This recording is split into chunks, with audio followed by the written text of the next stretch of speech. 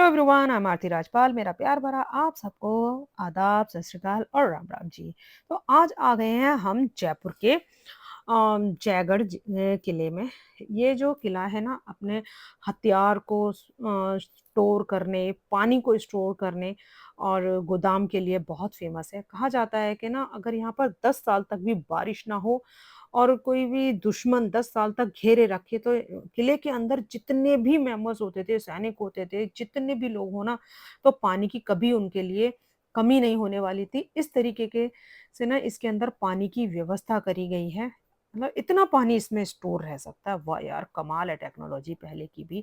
और सिक्योरिटी के पर्पज से तो इसको यार हैट्स ऑफ है। ये जो दिखाई दे रहा ना, जहाँ से ये मैं आपको व्यू दिखा रही हूँ, यहाँ पर चढ़कर सैनिक जो हैं पूरे किले पर नजर रखते थे। और ये जो नीचे होल दिखाई दे रहा ना, ये वाले तो बंदूक चलाने के लिए होते थे। दूर तक गोली दागी जा सकती थी। बाहर जो दुश्मन होता था, जो बाहर वाला दुश्मन अंदर नहीं देख पाता था, लेकिन यहाँ से हम शूट कर सकते थे।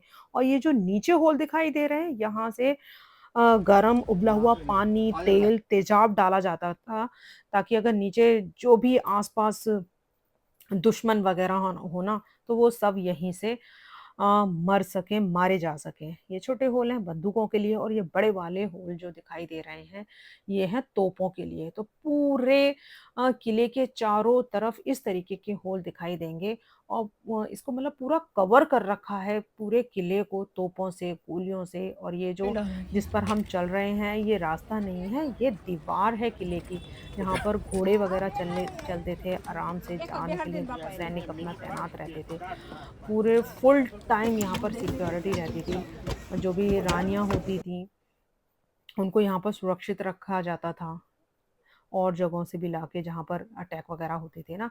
और ये है हमारी दुनिया की सबसे बड़ी और भारी तोप, जिसे जय बाण भी कहा जाता है। इसका वजन ही 250 टन है। और ये जो इसके अपोजिट साइड में जो जो आपको रास्ता नजर आ रहा है ना, ये रास्ता नहीं है, ये एक नहर का ही रूप है, जहाँ से बारिश का पानी पूरा इस किले के अंदर आता था, स्टोर होता था, जिसको यूज के लिए उसको तैयार किया जाता था, फिटकरी वगैरह ये सब करके उसको। और यहीं से देखिए, ये जल महल पूरा दिखाई देता है। यहाँ से पूरे जयपुर शहर को आराम से देखा जा सकता है। और इस तोप को महाराजा सवाई जयसिंह द्वितीय ने बनवाया था, और इस तोप को केवल एक बार ही टेस्टिंग के लिए यूज किया गया है। और इसका वजन जो है 250 टन है। इसको चलाने के लिए 50 किलो का गोला, 100 किलो बारूद इस्तेमाल में लाया गया। और 20 किलोमीटर तक की दूरी के सारे इलाके को खाली करवा दिया गया था। इसकी आवाज ही इतनी तेज थी कि किसी को नुकसान ना हो, इसीलिए। लेकिन ये तो भाई महान 35 किलोमीटर की रेंज में जाकर इसका गोला गिरा, और जहां गिरा ना, वहां पर आज भी तालाब बना हुआ है। और उस रेंज में जितने भी चरवाहे थे, प्रेग्नेंट लेडीज थी, सभी को भारी नुकसान हुआ। सभी के मिसकैरेज हो गए, और जो लोग थे वो बहरे हो गए। उसके बाद में इस तोप को कभी भी नहीं चलाया गया आज तक। अब ये पर्यटकों के लिए एक आकर्षक का केंद्र बन चुकी है। अगर आप जयपुर आ रहे हैं और आपके साथ बच्चे हैं, यानी कि स्टूडेंट हैं, तो उनकी आईडी लाना बिल्कुल ना भूलें। आगे कौन बैठेगा? आगे दिव्यांश बैठेगा, पीछे ख्याति बैठेगी, बड़ी है ना, या आगे ख्याति बैठेगी, बड़ा बैठना चाहिए।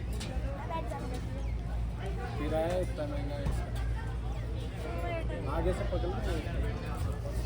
उसको फेंक दे, रेपर को फेंक दे नीचे। मैं कैसे पकड़ूंगी? बैठ। बैठोगे उसे ही आप फोटो खींच फोटो खींचने के तो फोटो कैमरा। वो पूछ रहे थे भाई यहाँ बैठ के फोटो खींचने के चार्ज कितना है। एक मेंबर का 100 रुपये, बैठ के फोटो खींचने। बस फोटो खींचने है पकड़ के रहना, सामने देखो।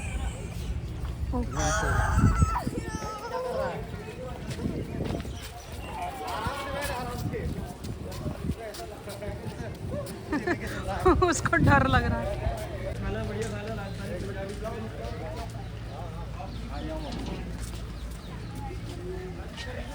कैसा लगा? कैसा था? मजे लगे? अगर आप अपने बच्चों की आईडी साथ में लाते हैं, तो यहाँ जो लगने वाली टिकट होती है ना, उसमें बहुत कमी आ जाती है, मतलब ऑलमोस्ट हाफ ही हो जाता है। तो आप आ रहे हैं अपने बच्चों के साथ में, फैमिली के साथ में, तो आप बच्चों की आईडी ज़रूर लाएँ। बस फिर हम आ चुके थे वापस और कुछ खाया, पिया और फिर आ गए अपने होटल, फिर वहाँ का खाना खाया, बहुत टेस्टी एकदम बिल्कुल घर के जैसा खाना था। फिर उसके बाद आइसक्रीम और ये हो गई है दूसरे दिन की सुबह। तो हम सुबह 6 बजे निकल लिए खाटू श्याम जी के दर्शन के लिए। बहुत सुंदर नज़ारा था।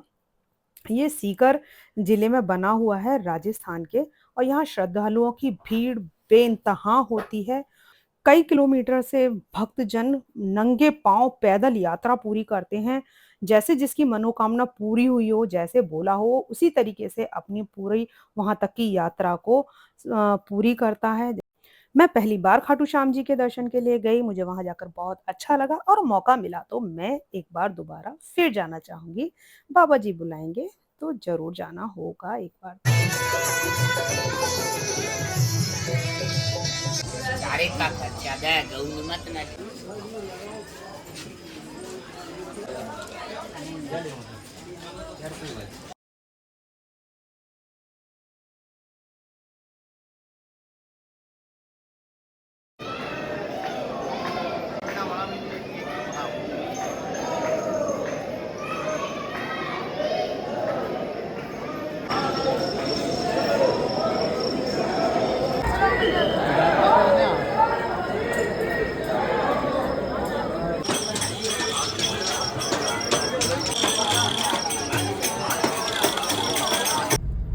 फिर हम दर्शन कर कर सीधे अपने दिल्ली के लिए रवाना हुए। बीच में ये भेड़ों का झुंड दिखाई दिया जो बहुत प्यारा लग रहा था, चरवाहा दिखाई दिए। ये यहाँ का कल्चर है जो कि बहुत मन लुभावना है। और ये हम घर पहुँच गए और ये डोडो ने बस इतना आतंक मचा दिया कि 2 दिनों बाद के लिए तुम लोग कहाँ चले गए थे मुझे छोड़कर? बस इसको ये लग रहा था पता नहीं मैं क्या करूँ, क्या ना कर डालूँ। बड़ी मुश्किल से ये घर के अंदर गया। फिर इसको हमने ऊपर पहुँचकर इसकी ट्रीट वग़ैरह दी, तब जाकर थोड़ा-सा शांत हुआ। इसको च्यू देने के बाद में फिर ये आराम से बैठा। तो आज का व्लॉग हम यहीं समाप्त करते हैं। वीडियो कैसा लगा एक बार ज़रूर बताइएगा और पसंद आए तो प्लीज़ लाइक करिएगा। Bye bye.